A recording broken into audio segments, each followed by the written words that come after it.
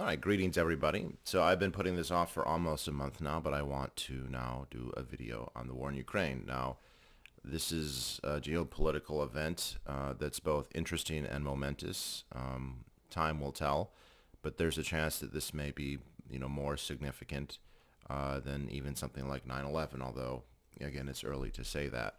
Um, and it's been difficult for me to, actually make a video because I just worry about uh, being completely wrong. So uh, I've been consuming as much material as I could on the topic, uh, and there's a lot that's very interesting. So yeah, here we go. So I think I should qualify. I'm not an expert on Ukraine or Russia. Now, most of you know I am a history buff.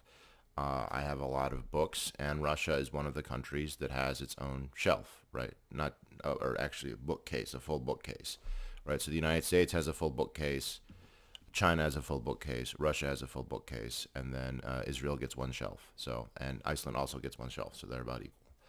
Um, and there's a lot. I mean, I certainly feel like I know a lot more than your average person, although I've had to overcome the changes in pronunciation. So I've always known it as Kharkov, Kiev, not Kharkiv or Kiev, because I was used to the Russian pronunciation. And I mean, debatable which one you want to use still. I'm not saying you have to use the Ukrainian one. Um, and I knew some bits about Ukraine in World War II and in the Soviet period, but honestly, I didn't know, hardly anything from the modern time. Now, I do know a few people who are from the Ukraine, libertarians who have Ukrainian American families, some of whom like currently and have lived in the Ukraine for a couple years, and so I kind of have a vague awareness from like their postings about it.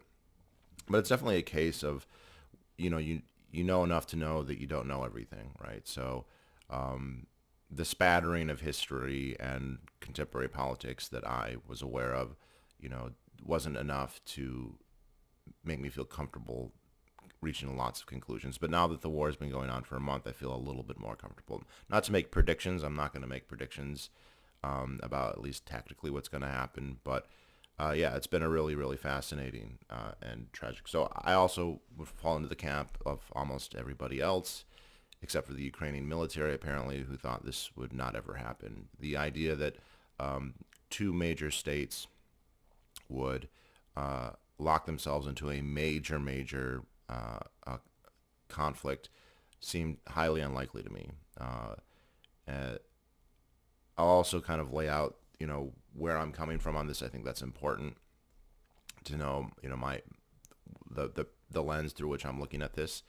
Um, I'm one of those people who highly suspicious of NATO. I know a lot of people are going to say this proves that NATO should exist or should, include every country in the world or whatever.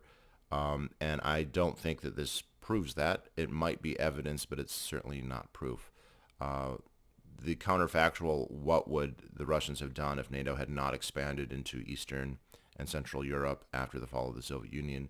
We just don't know. That would have just changed the tenor for all this time. That doesn't mean it wouldn't have happened, and we'll get into why this, what are the reasons that Putin is giving?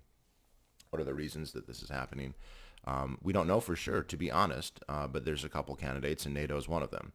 Uh, Now, I'm one of those people who was questioned the existence of NATO in the first place. I mean, if you go all the way back, I'm someone who questions the U.S. involvement in World War I and World War II. Whether or not you had World War I happen, I would have questioned World War II, and certainly NATO. The United States is in a very privileged position in terms of its geopolitics, in terms of its defensibility relative to basically every other country in the world. And if you're going to have NATO, I think it should have died a dignified death in 1992 or 1993.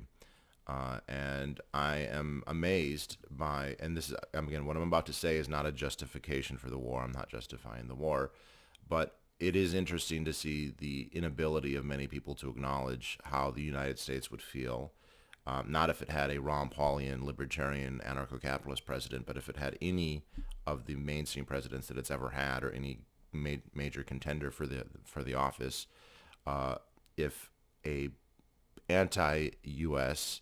anti-American Russian-headed defense alliance, sought to include Canada or Mexico or Cuba, there's no question that the United States would not allow that. And uh, there's no question that NATO is an anti-Russian alliance. That's what it's for. Now, the only time it's been invoked was during 9/11. Right? When Article 5 was invoked was only for 9/11, which didn't involve Russia.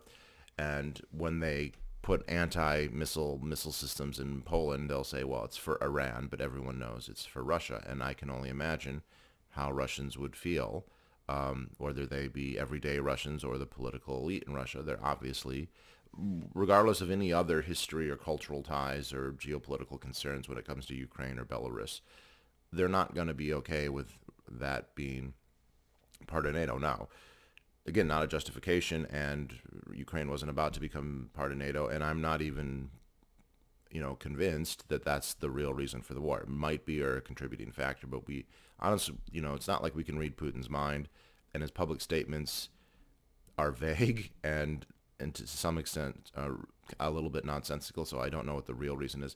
But I just want to give that out there. That's kind of where I'm coming from. I'm also looking at Russia in the terms of Russia is and has been a declining power for a really, really long time. I was actually thinking about this back in December of this year because I hooked up with a guy. The guy came over and spent a couple days with me. Really nice guy. Really smart guy. He just graduated from college and was a computer science guy. He was a computer programmer. And what was interesting, what does that possibly have to do with this story, is he was a Russian orphan, right? He was orphaned by his family in Russia, and when he was one, he was adopted by an American family. He moved to Nebraska, of all places, and grew up there, and is now, on the cusp of becoming a very productive member of society, right? And he's fully American. He doesn't speak Russian. He speaks English, and he would never consider, he knows he was born there, but he has no cultural or social connections there at all. And the thing is, he's hardly the first Russian adoptee that I've known in my life. My parents did foster care when I was growing up, and the first three kids that we had were a group of siblings who were themselves all from Russia. They'd all been born in Siberia. The oldest daughter was a little bit older, and so she could speak some Russian. The younger two, absolutely none at all. They had more developmental problems, as some orphans are apt to do, but even they are productive members of societies. The boy works on an oil rig now as a roughneck, making good money and producing a lot of energy for consumers, more than paying the cost of his raising. And I bring up the anecdote, that's actually quite a telling thing to know that your society can't take care of its own children, right? And I don't know how many there have been, but my estimates are there must have been thousands and thousands of Russian children who were adopted in the West, and specifically in the United States. It's not the only country. I mean, if you're like me, there were quite a few adopted Korean children also. I don't think this is true anymore, but at some point, like in the 70s and the 80s, there were a lot of Koreans who were getting adopted in the United States. But the counterpoint is, I don't think anybody in Russia can say that they knew a lot of America-Russia or Russia-American kids who were abandoned by their families in the U.S. and then adopted by good Russian parents and brought up in Russia. Not that there aren't orphans in the United States, they are, but they're easily taken care of in the United States by, whatever orphan, other families, foster care, whatever the case may be. And so it's actually quite telling, right? It's quite sad when you have a society that can't take care of their own children and they have to offload them. And then, of course, there's the whole issue with immigration. Clearly, a large number of Russians want to leave the United States. People talk about demographics and whatnot, and there's only a handful of countries that have very, very large immigration that's significant enough to, say, counteract things like low birth rates. So the United States, the birth rate is right at replacement levels, or slightly, it's very, very close. But because of immigration, there's actually is population growth, right? It compensates. And if you look at other countries, say like China or Russia, their birth rate's way too low. Their population's going down. China's probably already peaked. Russia's already peaked. Russia's been going down for a long time, although a lot of that has to do with the breakup of the Soviet Union. And the only countries in the world that have enough immigrants to kind of counteract that would be the United States, Canada, England, Australia, and sometimes, depending on the numbers, France. Russia's not on that list. And I think it was in the 90s, about 2 million Russians, especially the most skilled type, left the country. Many to the United States, many to other places. So if you look at just the population, I think the population of the Soviet Union in World War II was 150 million. The population of Russia right now is 145 million. Whereas the United States, similar in World War II, 150. Now it's 330, right? So even when I was a kid in the 80s, in the late 80s, early 90s, you could, before the breakup of the Soviet Union, you could talk about there being a parity of population. In The Threat, which turned out to be a great book, even though it's almost 40 years old at this point,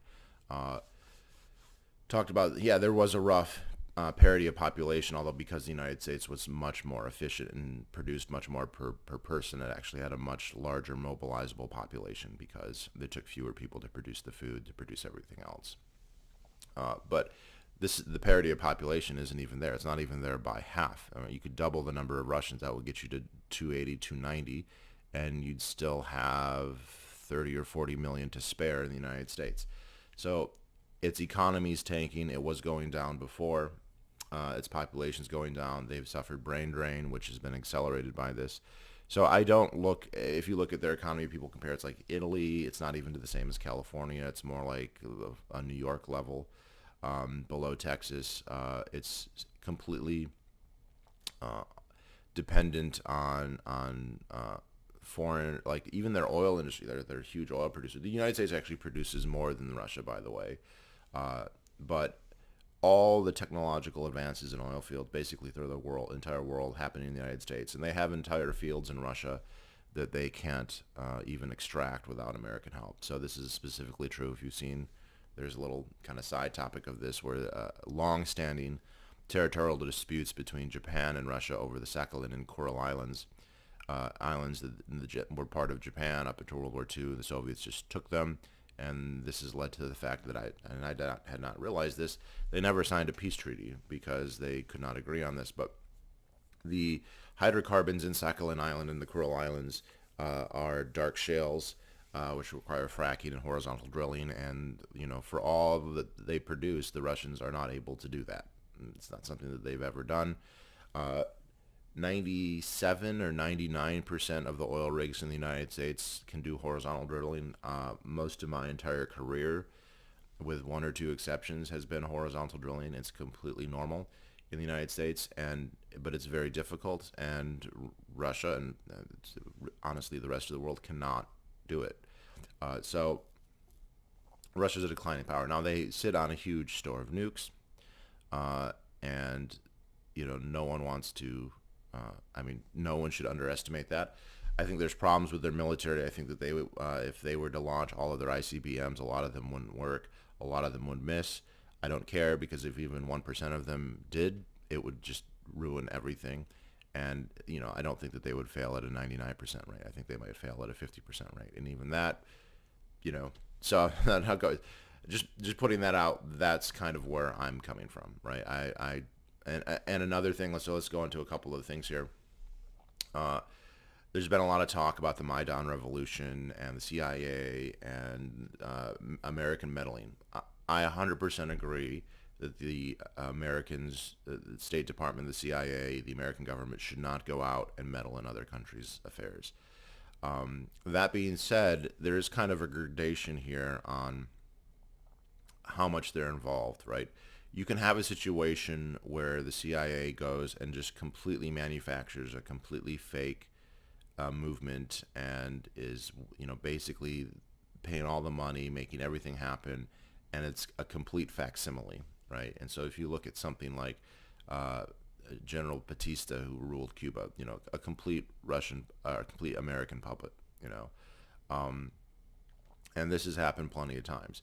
But that's not always the case. There are plenty of cases where there is genuine unrest, where there's genuine disagreements in a country, and you can have a real movement. And the fact that the CIA or the State Department gets involved, well, they shouldn't, and that's lamentable because they've tarnished a real movement. But that doesn't mean there's nothing there. So if we look at the 2014 Maidan revolution, I mean, if you haven't heard, I mean, clearly the United States had a dog in that fight, and they preferred who was going to win, and I'm sure that they did what they could to help the, if you want to call them the coup or the revolutionaries, but people use different terms here, but the anti-Yanukovych forces that triumphed in the Maidan revolution, we know that Americans were happy with that and encouraged that. We don't know the full extent of it, but what we also know is that Ukraine as a country, especially in 2014 and before, was very divided, roughly on a Russophile European or Ukrainian line, right? So this is a rough estimate, but the eastern half-ish, maybe with the border on the Dnieper River, uh, uh, which Dnieper is spelled D-N, right? All these rivers are spelled with a D-N, but it's pronounced with an N. Were Rus-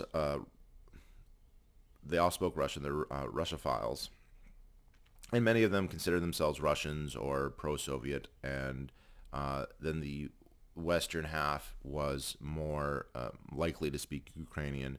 And a lot of those areas, and I've heard this, so the most famous kind of example here is the city of now called Lviv, which I always knew was Lvov, but if you go far enough back, it was called Lemberg. It's kind of a famous city in the sense that it was in 3 different countries, all in the 20th century. So when the 20th century started, it was part of the Austro-Hungarian Empire in an area called Galicia.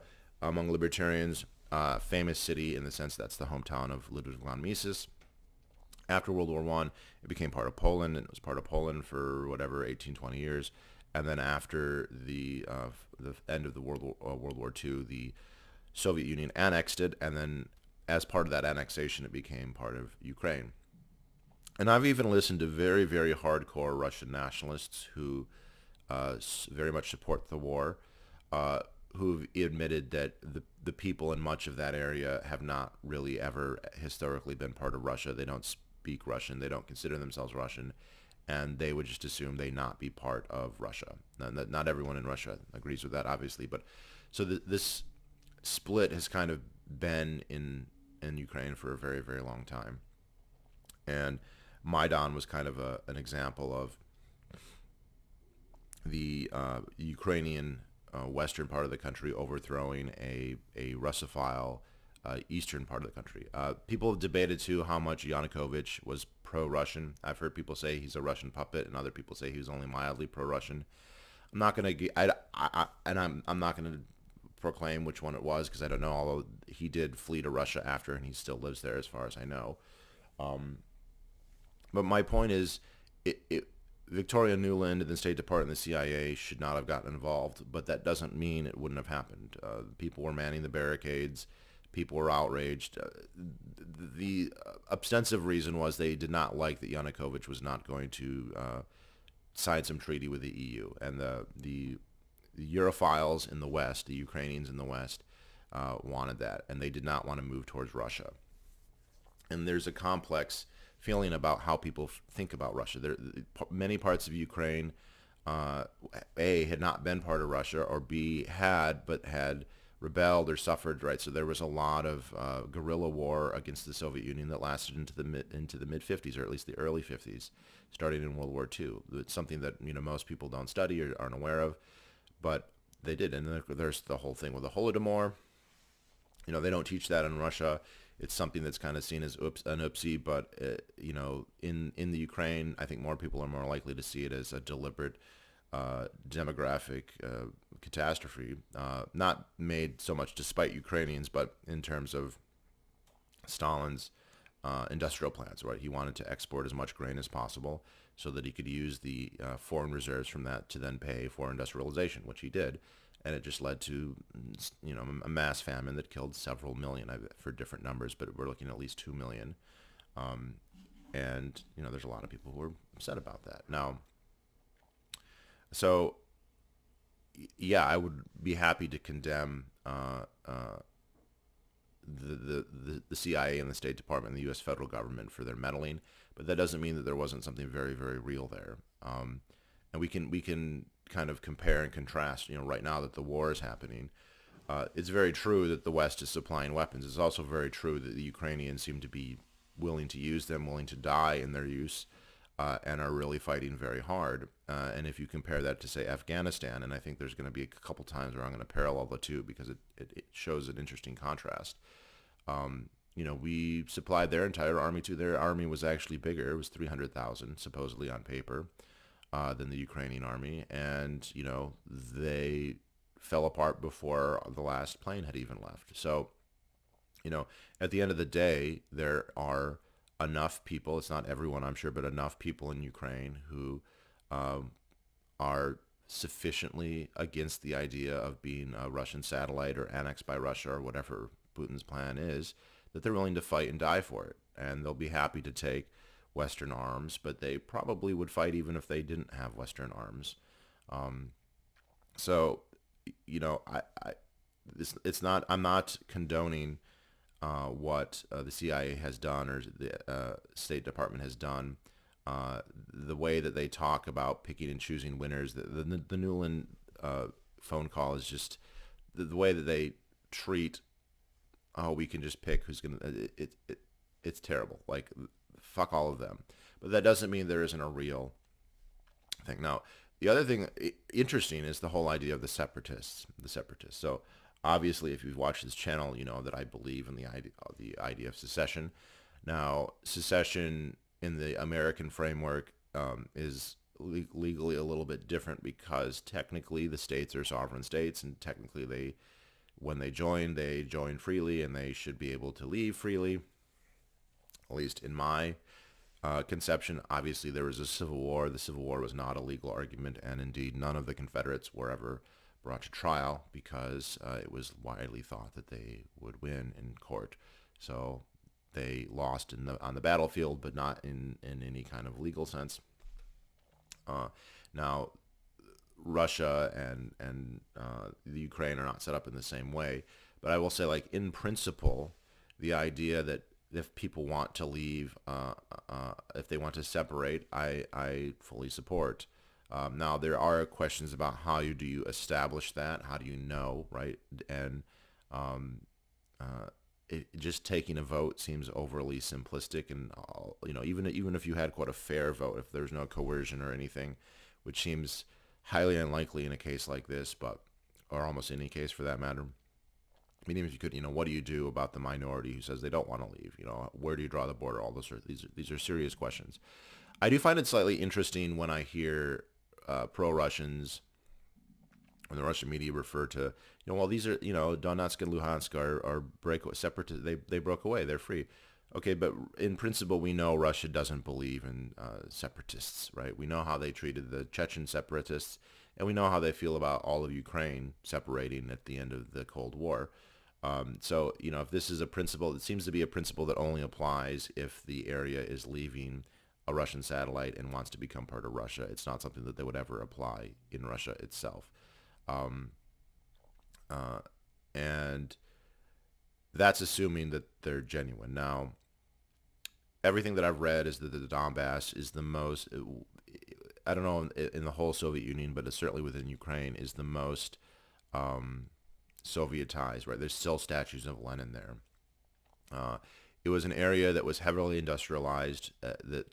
During Stalin's 5-year plans and whatnot, back in the 20s and the 30s, and so the population there kind of directly traces its roots to large-scale communism, of the central planning of the Soviet state, and in particular of Stalin. Now, today, I've heard people derisively, Ukrainians, people who are from Ukraine, who speak Russian, by the way, Russophile Ukrainians, refer to it as Trashkanistan, and that it's not a wealthy area. It's basically like the Rust Belt of the United States times 20, without any redeeming qualities. That said, I think it's very likely that there are a lot of people there who are not happy being part of Ukraine. I don't know what percentage. There obviously has been suppression there of anyone who is pro-Ukraine, murders and whatnot, and other kinds of suppression. And on the other hand, the Ukrainian government, I mean, there's a lot of hyperbole both ways. You'll hear things like the Ukrainian government wants to require Ukrainian be used in, say, public schools. And then you will have Russians say that they're being genocided and not being allowed to speak their language. Now, I can say, having listened to Russophile Ukrainians who live in the U.S. and who live in Ukraine, who either don't speak Ukrainian at all or speak Russian as a first language, it's definitely not the case that Ukraine is banning Russian or not allowing people to speak Russian. So that is a hyperbolic thing to say, but it is true that there are at least political moves. I don't know how far these got to, require it in school. Now, obviously, I'm against public schools, so it's kind of like a side issue, but I could see by people, if you believed in public schools, you could obviously see people saying, I don't like that idea. I don't want to speak another language. I want to speak this much larger, more useful language than Ukrainian. Now, then it becomes a question like, well, is that a justification for leaving or whatnot? And I have pretty loose standards on that, not in terms of what your motivation is, but establishing what, the net motivations of a society are, which I think is actually, to be honest, almost an insoluble problem. Unless you have fully voluntary associations, then there's always this question of what about, is everyone consenting to this? How you establish consent if it's not explicit, right? Oh, well, he lives in our neighborhood, so he's a separatist too. He may be completely disengaged from anything political or cultural, and to assert that is kind of questionable. But so in principle, the idea of separation is fine. Right? Ukraine can separate from Russia, and Luhansk and the Donbass, Luhansk and Donetsk can separate from Ukraine. And if there's a part of those provinces that want to separate, all for it. However, in practice, I don't know how much of that is real, because the other thing that we know, and this is one of the things that I did, one of the few parts of Ukrainian politics, the contemporary Ukrainian politics that I did follow, is that these breakaway republics are funded by, controlled by, run by, supplied by the Russian Federation, right? And you can even see this in their own media, and I'm one, I don't believe in banning things like RT. I've still been watching it. And I've even been watching, like embedded reporters in the DPR and the LPR forces, right? So obviously they're embedded in their military. They're, part of that propaganda arm. It was fascinating. And I mean, it is pure propaganda, but that doesn't mean it's not useful. And I remember at one point, I think his name is Derek Lancaster, and the guy seems like a stooge. I've also heard people say that he's almost certainly truly a Russian who's trying to fake an English accent. Don't know if that's true, but he's embedded with DPR and LPR forces. And what was interesting is he would interview the soldiers, and he'd ask where they were from, and they would give vague answers. I'm from the region. Okay, why not say the town? Why not, And he even opined that I can't really tell the difference between the DPR and the LPR forces and the Russian Federation forces. Yeah, because they're all equipped with the same things. They have the same uniforms for the most part, and there really is, it's a fake thing, basically. Now, I think there are real sentiments there that are probably separationist and Russophile and sufficiently Russophile, or even Soviet-phile. And this is a thing even the or the Russian nationalists I've listened to have debated that. And there's a whole side topic on Russian nationalism versus Sovietism, but there are a lot of Russian nationalists who look at things like they think about Novorussia, they think about Catherine the Great, they think about the 19th century Russian culture, and they kind of very often think of the Soviet Union as some kind of aberration to that. So if you think of a writer like Solzhenitsyn, that's what he was. He was a Russian nationalist, right? He wasn't a liberal in that sense. He just hated the Soviet Union. Not just, and his work is amazing as far as that goes. Whereas Donetsk and Luhansk, these are more pro-Soviet or Soviet nostalgists, right? Who are they believe in like communism, right? They believe in that, which is not something a lot of Russian nationalists believe in, right? So there's a lot of complexity here. But my point is that these Russia would never ever allow separation. Right? When people tried to separate from Russia in the past, they crushed them, as as ruthlessly as they could. So I don't know what the principle is here. Um, but then the interesting thing is something has changed in Ukraine, and this is, I think, like the political philosophy is kind of interesting. Um, One of the best ways to create a nation state or a common identity is through a defensive war. You can have people who are very different, who don't get along, or maybe they don't have the same religion, maybe their cultures are different, and if they find themselves fighting side by side against an aggressor, somebody who they're not invade, right? So this doesn't work if they're invading, right? If Ukrainian soldiers were being asked to go and invade, say Donetsk or Luhansk, or another part of Russia or Romania or something, this wouldn't happen. But when their cities are getting bombed, when they're getting strafed, when foreign troops are pouring in and wrecking the place, uh, then that's a very good stimulus. I don't want to say it's good in a moral sense that it's good that it's happening, but in terms of it's a very effective way to kind of bind people together. You look at the United States, you had 13 different colonies that didn't really all get along that much and considered themselves quite distinct. And then all of a sudden we have a revolution, we have a war with the UK, and now we have a bunch of common heroes. Everybody loves George Washington. Everyone hates Benedict Arnold. Everyone respects the Battle of Bunker Hill, even if you don't live in Massachusetts and you live in South Carolina. And everyone respects the Desert Fox. And now there's all this stuff that we have in common, and we have all these national myths about it. Some of them are true, some of them are not. So in this 8 years since the annexation of Crimea, so the other thing is up until the annexation of Crimea, yeah, you could talk about half the country of Ukraine, roughly speaking, being Russophile, and the other half being Ukrainophile or Russophobe. But after the annexation of Crimea and then the war in the Donbass, this is inexorably changed. Now, I'm sure there's still Russophiles in Ukraine. I'm sure that there's still people in Ukraine, even outside the Donbass, who welcome this and hope that the Russians will win and take over the whole country.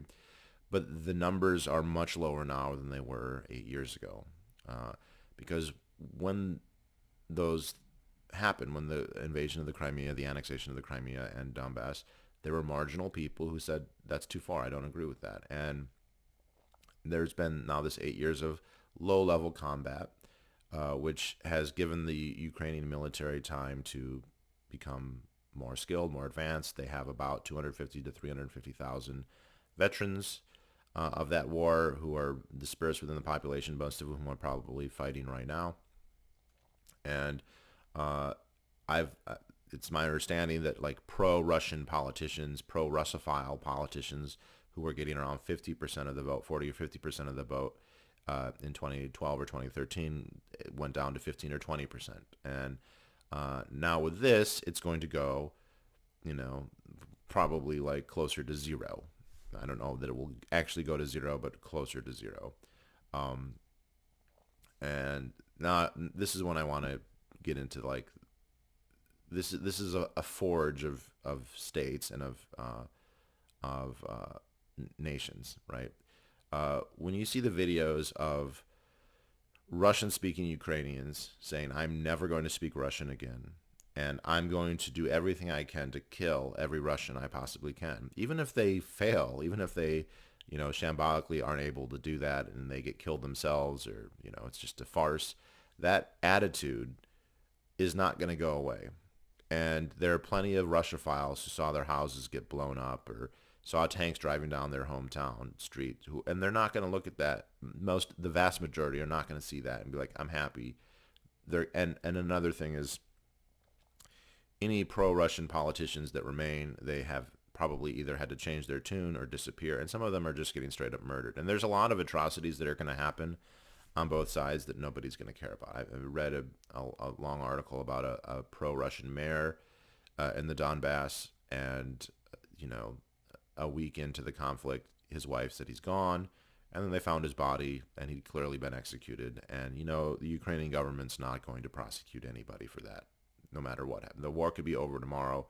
They're never going to look into it, and that's probably happened many, many times. And there's probably many others who they're not going to get killed, but they're going to be wise enough. And you've seen this, like, for instance, the mayor of Odessa was apparently always very, very pro-Russian, and now all of a sudden he's like, nope, I'm not.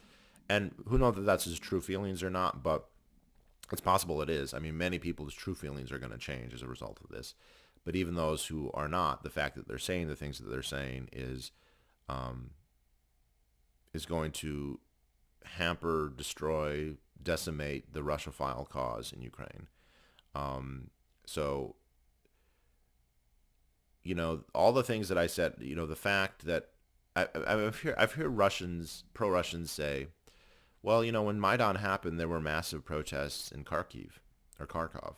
There were 100,000 people took to the streets to protest because they looked at it like we had a democratically elected, and we should get into the whole democracy shibboleth in a second, but we had a democratically elected Yanukovych, and he got overthrown by whether the West was involved or not.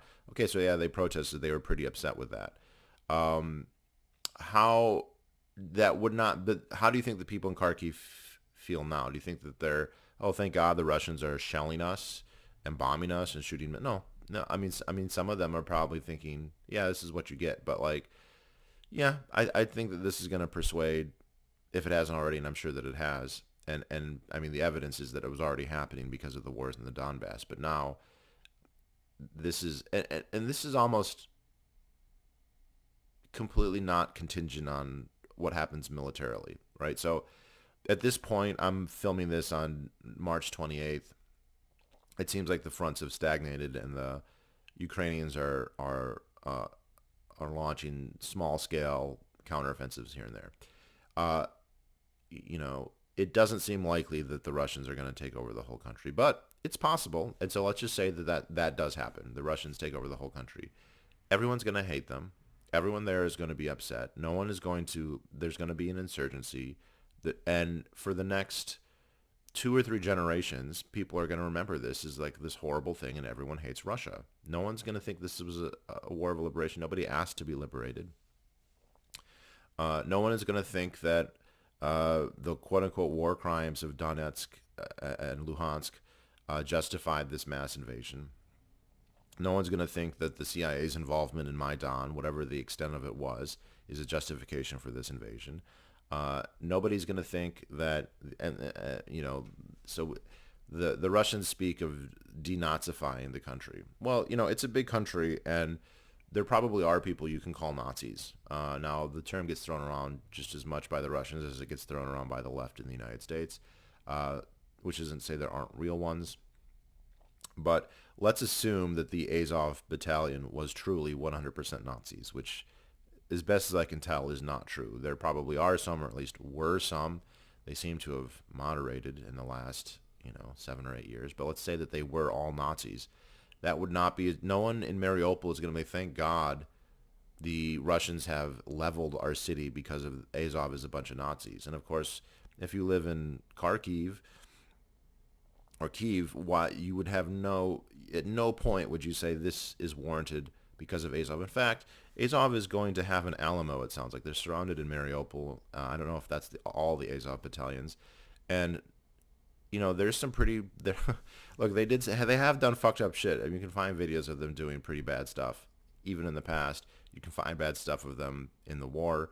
I've seen videos of them, apparently. This may come out to be false, but, apparently shooting prisoners in the legs, crucifying people. One video that's definitely real. An Azov battalion guy was taking phones off dead Russians, calling their families and mocking them quite horribly, and that's quite sick. But no one is going to care. Nobody is going to worry about it. In World War II, there were Americans who committed atrocities against Japanese and Germans, and nobody talks about it, and nobody cares. It just, in the scale of things, uh, the crimes, and here's another thing. The Zelensky government. Uh, very corrupt, shambolic government, right? Stephen Kotkin said, he put it this way: he had a an approval rating of 20%, and he earned that, right? Nobody cares now. The way wars work is it's like everything else is just completely forgotten. Nobody cares about Abraham Lincoln's non-Civil War policy. Nobody cares about FDR except that he won World War II. That's it. So Zelensky's a war hero now, and I'm not saying that from somebody who buys it himself, right? I mean, there's so much fake stuff about everything. I mean, the whole Ghost of Kiev and the go fuck yourself comment, they all got killed, and some of Zelensky's stuff looks like it's green screened and some of it doesn't, and I don't know. The Russians I listen to all think that he's in Poland or Germany. I haven't seen the evidence that he is. It wouldn't surprise me if he was. It also wouldn't surprise me if he was in Kyiv. I don't know. There's a lot of fake shit, but it doesn't matter. He's going to go down as a hero, even if he died, even if like tomorrow he gets blown up. He's going to go down in history as like a hero. That's just the way it works, especially if he plays his cards well, which it seems like he's savvy enough that he is. So this is going to create Ukraine's, even if Ukraine completely is like their military was completely shambolic and completely failed, and the Russians walked over the whole country, you'd still have the foundational myth of, we fought the biggest army in the world, the most powerful, blah, the myth is not going to admit that the Russians are not the most powerful. It's going to say that they're the biggest and the baddest, and we're this plucky little tiny country who put up the good fight and we lost, but there's honor in that, and now we have a foundational myth. If they win, which there's a definite chance that they will, it's a definite chance, I'm not going to lay odds what it is, then even more. So ironically, I feel like this is Ukraine's great patriotic war. This is going to give them legitimacy in the future. This is going to give them a foundational myth. This is probably going to give them a common thing that they can rally around, right? It can't be language because they don't all speak the same language. It can't be religion. They don't all have the same religion, although not that different. And I have to think this is one of it's hard to escape the conclusion that there was not a massive miscalculation in the Kremlin about this. I think they must have. It seems likely that they assumed this would be very easy. That this would be like the Crimea writ large. That they would march in, they'd put in a new puppet government, and the puppet government would more or less be accepted. Maybe begrudgingly, but still, and boom, it would be over. And instead, I mean, we haven't. I won't go into this a ton, but now we have a situation where Germany is rearming. So in many ways, this is the true end of the post-World War II era. Germany is rearming, big time. I mean, the increase in their budget will give them a bigger budget than Russia's. Sweden and Finland are probably going to join NATO now. I've seen interviews with the former prime minister of Finland saying it's going to happen now. The train has left the station, and in a few months, it's going to happen. Probably the same with Finland. The defense budgets of all the NATO countries are going to increase, and the sanctions are going to harm Russia enormously. And Ukraine will now be a real country, right? It's not something that just they became. It was an administrative, and this is one of the things that the Russians will say is that Ukraine's not a real country in the sense that the Soviets simply created an administrative boundary there, and that's actually a really interesting discussion because, the area had been part of the Russian Empire since it depends on not all of it, right? So parts of Western Ukraine really weren't part of the Russian Empire at any point, but like. Eastern Ukraine, a lot of that was incorporated into Novorossiya under Catherine the Great in the second half of the 18th century. There's an area that had been controlled by Crimean Tartars and other Turk satellite states. In a series of bloody wars, they occupied, most of it and then settled it with the Russian peasants. And then the idea of the Ukrainian language really traces itself more to the late 19th century, and it really kind of started with a lot of academics and people talking and kind of idealifying peasantry was something that happened a lot in Russia too, and like, oh, all the peasants here, they have a different. Okay, so it becomes politically charged because the Russians will say it's just a different accent. Apparently, they're not mutually intelligible, so I would have to say that they must be different languages, but they're similar languages for sure. Um, uh, and uh, when the Soviets came to power, the Soviets were a brutal dictatorship, but they really were also quite ideological. And in their worldview, you it made sense. They wanted it was strategic, and it also made sense in the worldview to have these autonomous ethnic republics. And so they divided Russia up into all of these different ethnic republics. And so they picked Ukraine as one of them. They also did it for strategic reasons because there were in some of these areas there were their own local nationalist movements, and this was their way to kind of incorporate them and say, no, you will be a Ukrainian nation, just part of, or a Baltic or Estonian or Tajiki or Kazakh or Khazar uh, uh, nation state just within the Soviet Empire. Now, it's also interesting to hear a lot of these Russophiles, the pro. So I've listened to a lot of the podcast Russians with Attitude. So these guys all support the war. But what's interesting is they're like, well, Ukraine's just part of Russia, and there's nothing about Ukraine that's unique. But then they'll very easily say, well, this Russian general, I mean, he has a Ukrainian name, and this Ukrainian, he has a Russian name. Like, okay, so apparently this is sufficiently distinct that you can tell just by looking at the name that someone is or is not Ukrainian, which that's more distinction than there is between, say, the U.S. and Canada, or the U.S. or the U.K., or the U.S. and Australia, right? These are all English-speaking countries. And you cannot look at a name or even talk. Sometimes you can tell from an accent, sometimes not, right? And so there seems to be more distinction there than there is between a lot of the Anglosphere countries. And no one would say, and this is so strange, well, England and the United States both speak English, or or the United States and Canada both speak English primarily, and you can't really tell the difference between their names. So therefore, an invasion of one by the other is clearly okay. No. Now, if you want to get into the where the borders were drawn, there likely was a bit of arbitrariness to that, and certainly in the case of the Crimea, that does seem to be the case. That Khrushchev just kind of gave that to Ukraine as a political favor to gain power back in the 50s or whatever. But again, it's fascinating when Russians talk about thousands of years of history, and as if that means anything in terms of the 20 and 30-year-olds in Ukraine. They've never been part of Russia. They don't remember the Soviet Union. What they learned about it in school wasn't so good. And if they were thinking, they would realize that. And the idea that you're going to come to them and say, we're going to force you to be part of our state, and if you resist, we're going to kill you, and you should be okay with that because Catherine the Great set up your city. She founded your city in 1782. Like, no. If you think that is persuasive to anybody, you're completely delusional.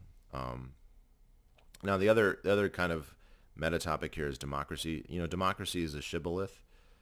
Obviously, I don't really believe in democracy in the sense that, like, I don't think it's the best thing for everyone. I don't think anything, something is magically democratic, and also it's actually quite vague. So, both Russia and Ukraine, prior to this war, and probably after this war, very corrupt countries, right?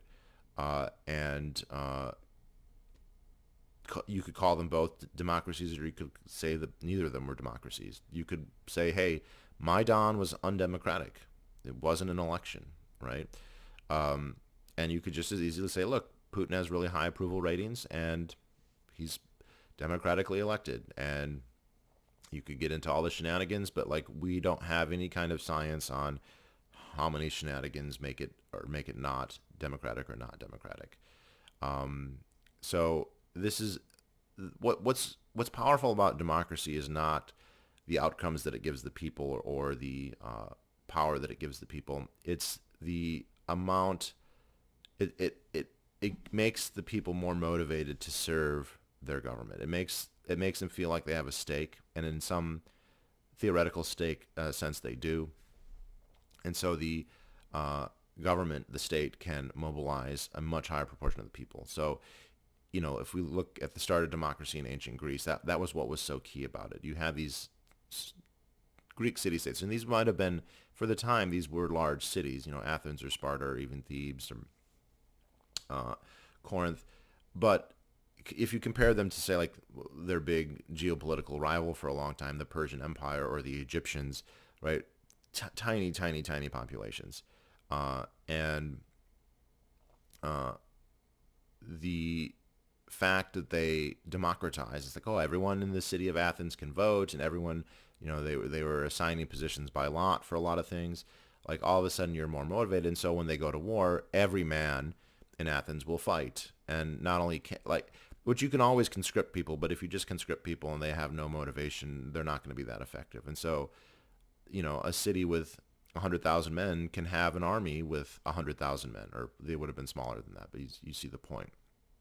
So democracies allow states to engage a much higher proportion of their populations, and they don't really give anything up meaningful. Yes, you can vote, and maybe there's an open politics, but you still have political elites, right? The way that they manage it, the way that they get to power, the way they keep power is not the same as if you just have an aristocracy or just a monarchy, but it's still open to obvious manipulation and control, or as Chomsky would say, a manufacturing of consent. But then you also have this issue where you don't want to be, so if you're in Ukraine, okay, it's 45 million people. You don't have a lot of say. You have political leaders. But if you become part of Russia, then you would see your infinitesimal political power reduced even further. And so suddenly you have, in your mind, a good reason to fight. And I would say this is almost, you can see, it's an interesting question, what motivates people and when. So, like, if you look at it in any war between two regions, you could have a person who would say, there's always an answer which one is better or worse for a person. They're never going to be exactly the same. There's always going to be, if you're a person living, like if you live in Ukraine right now, either Russia winning is better or Ukraine winning is better. Either one. And the answer could be different for different people, right? If you're a huge Russophile and, whatever, then the answer might be you want Russia to win. Now, in a pre-democratic or non-democratic state, very often the costs of fighting, the costs of the risks of going to war, the physical trauma, the chances that you die, that's more than the difference between the two. So like if we're saying, well, the two countries are basically the same, but if one of them wins, you will make 0.5% more in income. And that's it. That's the only difference. It's like, okay, are you willing to then risk dying or getting injured and spending, 6 months or a year of your life to gain that? And the answer is probably no. And so you do see throughout history many, many, many times where most of the population is quite apathetic about who wins the war. They don't care. You're going to be a serf either way or a slave either way. And so you don't really have any motivation. And I'm not critiquing that. That's fine. Why, like, if you're not motivated for the war, why should you take part? Now, the problem with humans is that they don't usually, you could do a cost-benefit analysis. Now, if there's a big difference, it changes, right? So if you're Jewish and you're in the Soviet Union and the Germans invade and they're going to genocide you, okay, you probably care more, because even if you are apathetic and the Germans take over, you're going to get shot, by one of the Einsatzgruppen, maybe, right? Or some example along those lines. But we could see this like in Afghanistan, where the difference, there may have been a lot of people, we saw some of them clamoring onto fucking C-130s who preferred the the provisional government, the Western-backed government over the Taliban, but they didn't prefer it enough to actually fight for it, right? Like, well, I would take A over B, but I wouldn't want to pay the cost to make A happen over B. Fine, totally fair. Um, and then what democracy? Well, so then you get into what motivations people have, and there can be a whole bunch. But what's interesting is when you have one side attacking another side, hypothetically, you could say, well, there's just as much reason that the attacking side might be better, right? The odds that every time you're defending that your government is the better of the two is actually quite low. It's like a 50-50, right? At least it's on net.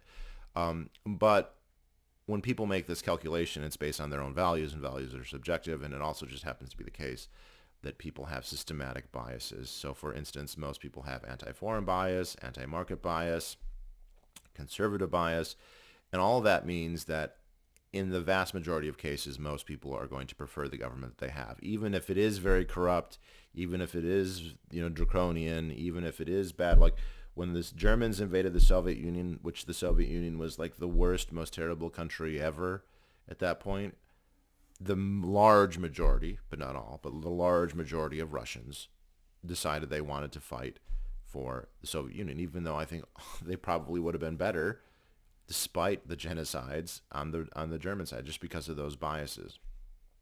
And democracy becomes one of those biases. And you say, look, I've invested in this state, I vote in this state, and I don't want to see, even though my true influence is like infinitesimal, it's not measurable, emotionally it's important to me. And so you get mass mobilizations, and you get, a large percentage, not all, certainly. I'm sure there's plenty of people in Ukraine who just want to keep their head down, and I mean, I applaud them for that. But like, a very large number of people are willing to fight, and so you can see this is almost a clear. We gave tons of weapons to Afghanistan, but they didn't see a difference between, a big enough difference for them to care to fight, so they didn't, and the Ukrainians do now. To some extent, that's going to be part of their own biases. Some of its extent, it might be real. They could just look at it like we don't. They have negative feelings about Russians, a lot of them now, especially now. So, yeah, it's fascinating. And I think, again, I don't know what's going to happen. Everyone wants to root for the underdog and think the Ukrainians are going to win, and maybe they will. And maybe they'll get, plowed over, right? But even if they do, can't help but think this is going to be the foundational myth or foundational fact, however you want to say, of a Ukrainian nation state. Whether it constitutes now or at some point in, after Putin dies or in a couple years. The Russians are in terminal decline. If you ever listen to Peter Zayan, which he's way too confident in himself for my liking, but that doesn't mean that he's wrong about everything. But like, if you just look at the numbers, at their demographics, it's awful, right? And I mean, when I've talked to Russian expats, I talked to one the other day, and he's like, Russia's done. Russia's absolutely done. And, maybe that's premature, but if that's how it looks to a lot of people who know, then something really bad is happening. So it's really terrible. And I'm wondering, I don't think, I mean, a lot of people are speculating Putin's crazy. I think that's unlikely. But it's also very likely that he suffers from, the yes man thing, where he has too much power and too much control, and no one can, and he doesn't want to be